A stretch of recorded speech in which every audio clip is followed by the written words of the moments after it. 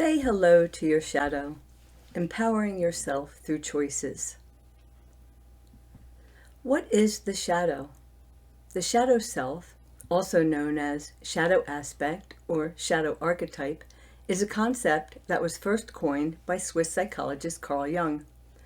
Jung maintained the shadow includes all the parts of ourselves we deny, reject, or hide. These aspects lie in your unconscious and are the deeply buried and unknown parts of yourself, and, if not investigated, will often cause trouble at some point in life. To paraphrase Jung, if you keep your shadow buried in the subconscious, it will drive your behavior to result in fate, and you'll never know your destiny.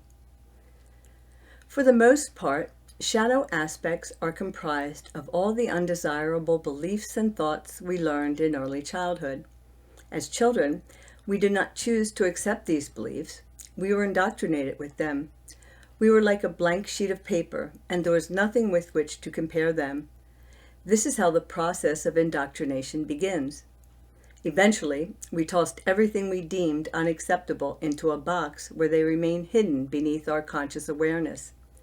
We simply couldn't or didn't want to deal with these parts, even though they also included positive aspects of ourselves. Opening your box, even slightly, is a brave act. It is the first step toward change. It takes courage and empowering choices to embark on the journey in front of you, and I commend you for that. I hope you retain this fortitude as you continue ahead on the healing path of shadow work and self-discovery.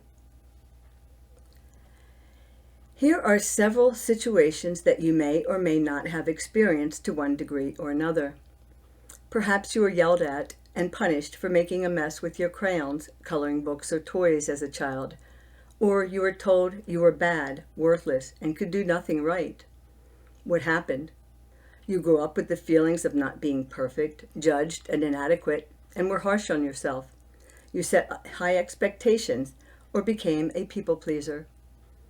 Maybe you were confronted with death or divorce at an early age, and no one asked you how you felt about it. Your grief was incomplete, causing you to become angry and explode, fear loss, or turn to addictive behaviors. You may have become apathetic, numb, even depressed. It's possible you suffered abuse or sexual trauma as a child and felt guilty and full of shame, believing it was your fault. As a victim of abuse, you may have exhibited signs of unhealthy sexual practices or turned to drugs and alcohol, or have withdrawn socially, becoming depressed or anxious, or find you have perpetuated the cycle of abuse. And today, you see these character flaws in other people, not in yourself, and wonder why you were triggered into judging someone for being a perfectionist or having an outburst.